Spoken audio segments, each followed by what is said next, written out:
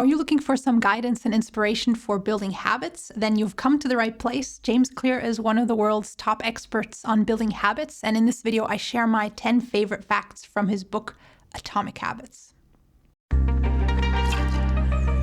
Hey everyone, welcome here. This is Becoming an Expert at Self-Leadership, a channel about self-empowerment, and I'm Maika, a psychologist. It's that time of the year again, the time for New Year's resolutions and habit changes. Perhaps you've already formulated your New Year's resolutions, or maybe you are still thinking about something but you haven't committed yet. Or maybe you've decided to skip building a new habit next year because you want to focus on what you're already doing. In any case, it's very helpful to know what keeps habits alive and how we can build habits. So let's get right into it. Here are my 10 favorite facts about habit change and habit building from Atomic Habits. Number 1, a habit's backbone. Every habit consists of 4 steps: cue, craving, response, reward. We see something, we develop a desire, we act on that desire, and are then rewarded. For example, we might see our phone lying on our desk, develop the desire to check our favorite social media platform. So we take up our phone, scroll through it, and are rewarded by whatever we see there. And if we want to build a new habit or let go of an existing one, we can work with each of these 4 steps. We can make sure to surround ourselves by cues that will trigger empowering habits. We can make a habit more attractive or unattractive. For example, combining it with something that we like doing or that we don't like doing, so that we will feel more motivated to pursue it. A lot of people, for example, combine exercising with listening to something that they are interested in.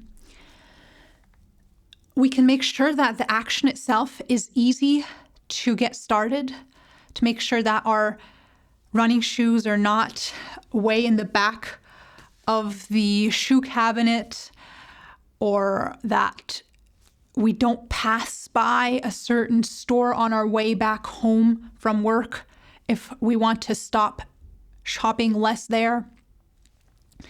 And we can make the habit less or more satisfying, thinking of something that we will reward ourselves with, or a reward that we might take away from our life if we engage or not engage in a habit, according to if we want to pursue it or let go of it.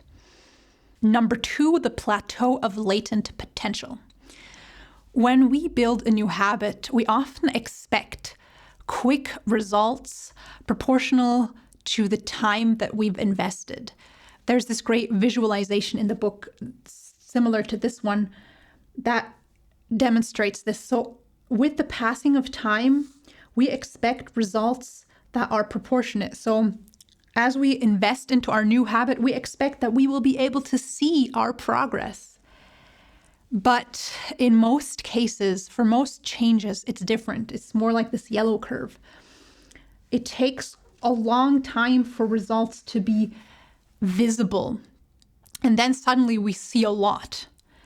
And James Clear calls this phase where the actual results that are not visible or very minimally visible and are below of what we expect to be seeing, he calls that the valley of disappointment or plateau of latent potential.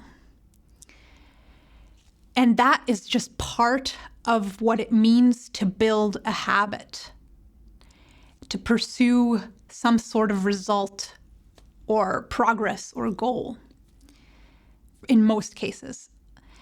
So if you know that your strategy is solid, but you're not seeing any results, it's likely that you are still in this phase of the plateau of the latent potential.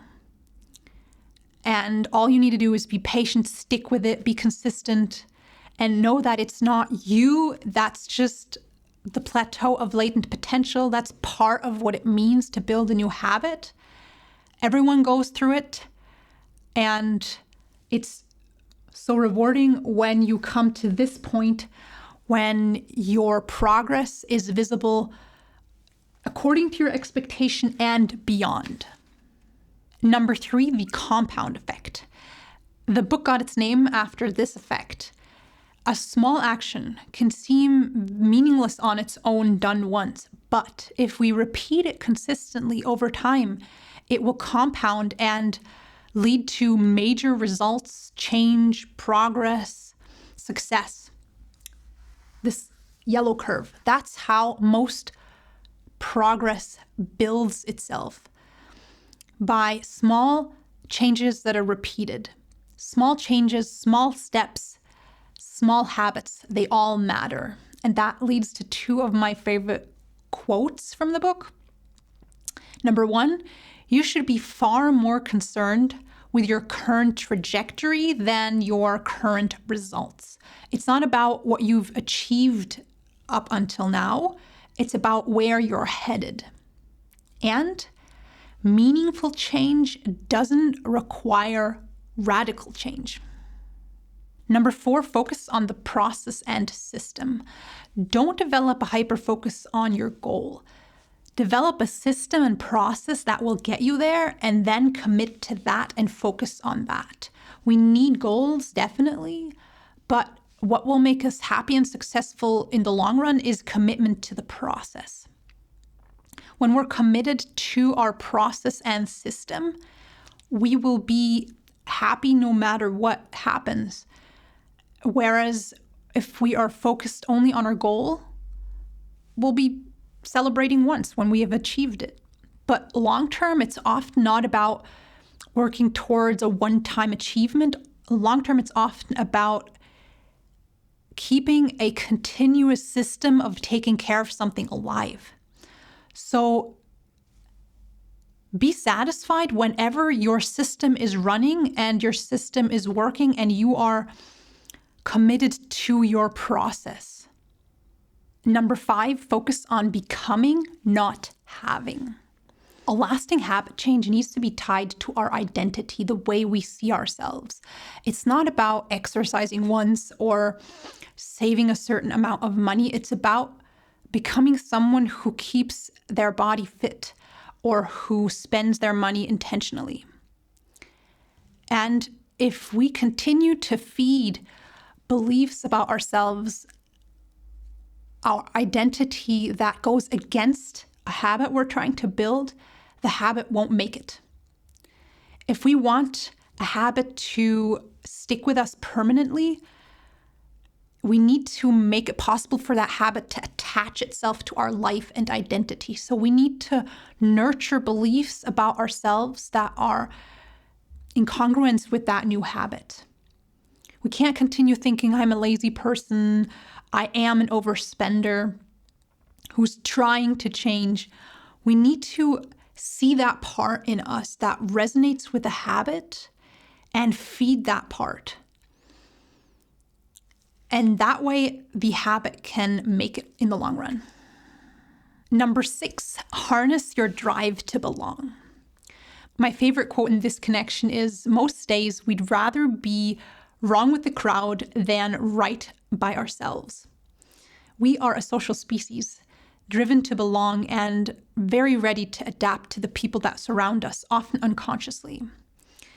Habits are more fulfilling and attractive to us if we can share them with others and experience belonging through our habits. So it really helps to surround yourself with people that already pursue habits that you value and let that shared identity rub off on you.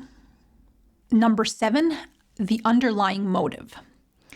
When we are doing something that goes against a habit that we are trying to build, it's very helpful to look at what is fueling the existing habit. Why are we pursuing it?